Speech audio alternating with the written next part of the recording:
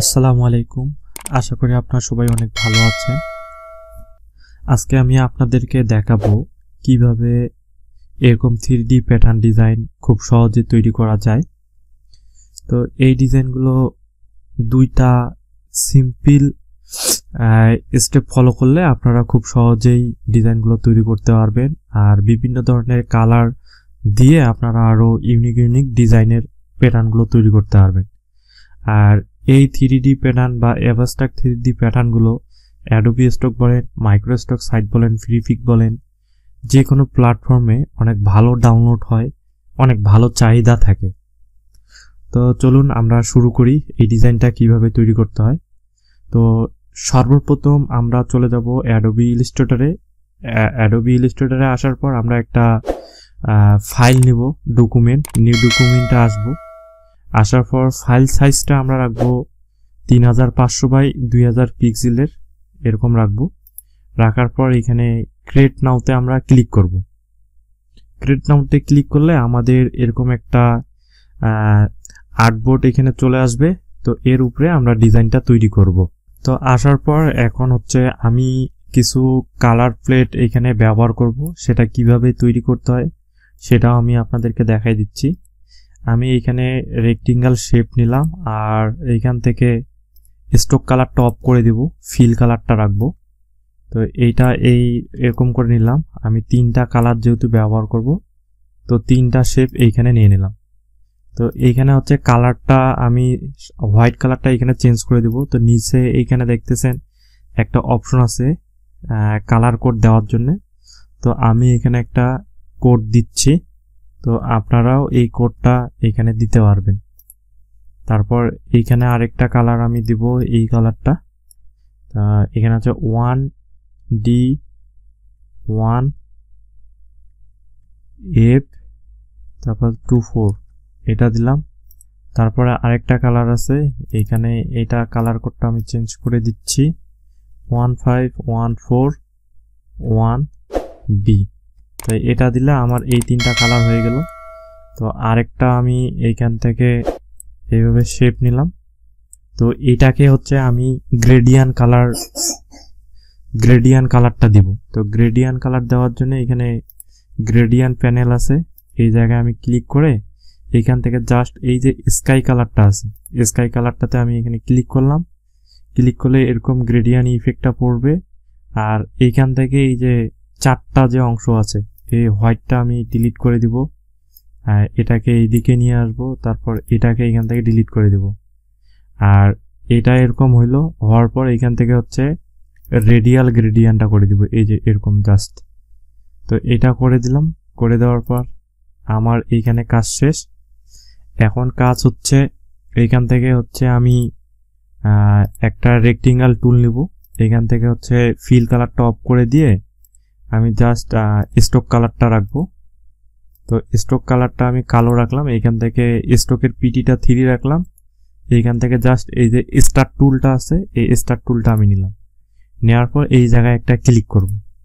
Click করলে আমার এরকম একটা ইন্টারফেস আসবে, অপশন আসবে। জাস্ট এইখানে প্রথমটাতে দিব হচ্ছে 200 পিক্সেল, আর এইখানে দিব হচ্ছে 100, আর এইখানে করে দিব হচ্ছে 3। দেওয়ার পর যদি ইন্টারে ওকেতে ক্লিক করি তাহলে এরকম একটা আমার শেপ তৈরি হবে। ঠিক আছে, মানে ত্রিভুজের মতন একটা শেপ তৈরি হলো। আবার এই জায়গায় স্টার টুলটা নিয়ে আমি এই জায়গায় একটা ক্লিক করব। ক্লিক করার পর উপরেরটা হচ্ছে 2PT থাকবে, আর এইখানে আমি করে দিব হচ্ছে 5 পিক্সেল, আর এইখানে করে দিব হচ্ছে 3। দেওয়ার পর এখানে যদি ওকেতে ক্লিক করি তাহলে আমার একটা শেপ এরকম চলে আসবে। তো এইটাকে আর এইটাকে দুইটাকে সিলেক্ট করলাম। সিলেক্ট করার পর এখন দুইটাকে হচ্ছে আমি হচ্ছে হরিজন্টাল সেন্টার আর হচ্ছে ভার্টিক্যাল সেন্টার, দুইটাকে এইভাবে মাঝখানে মিডিলে নিয়ে আসলাম। এখন দুইটাকে সিলেক্ট করে পাথ ফাইন্ডারে আসবো। পাথ ফাইন্ডার থেকে এখান থেকে হচ্ছে ডিভাইড করে দেব। তো ডিভাইড করে দিলে আমাদের কিন্তু এটা গ্রুপ আছে। এখন যদি আনগ্রুপ করি তাহলে এক একটা পার্ট কিন্তু আমার আলাদা আলাদা হয়ে গেল, আপনারা দেখতে পাচ্ছেন। তো এগুলা আগের পজিশনে নিয়ে আসলাম। আসার পর এখন এই জায়গাটাতে হচ্ছে আমি কালার ব্যবহার করব। ঠিক আছে, এইটাতে সিলেক্ট করলাম, এই ঘরটা সিলেক্ট করার পর আইড্রপার টুল দিয়ে এটাকে আমি এই কালারটা দিলাম। এখন এইটাকে সিলেক্ট করে এই কালারটা দিব। এখন এটাকে সিলেক্ট করে আমি এই কালারটা দিলাম। এখন হচ্ছে এই যে মাঝখানেরটা সিলেক্ট করে আইড্রপার নিয়ে এই জায়গায় হচ্ছে এই গ্রেডিয়ান কালারটা আমি এইখানে দিলাম। এই যে, তো এটা সিলেক্ট করে এখন কিবোর্ডে জি বাটন চাপলে আমাদের গ্রেডিয়ান পয়েন্টটা এরকম আসবে।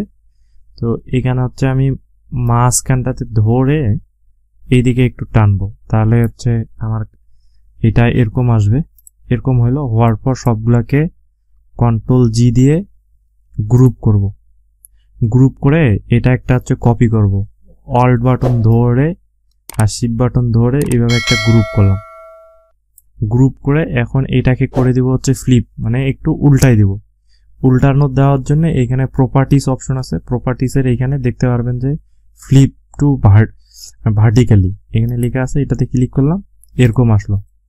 এখন এটাকে হচ্ছে গ্রুপ আছে, এটাতে আনগ্রুপ করে দিলাম।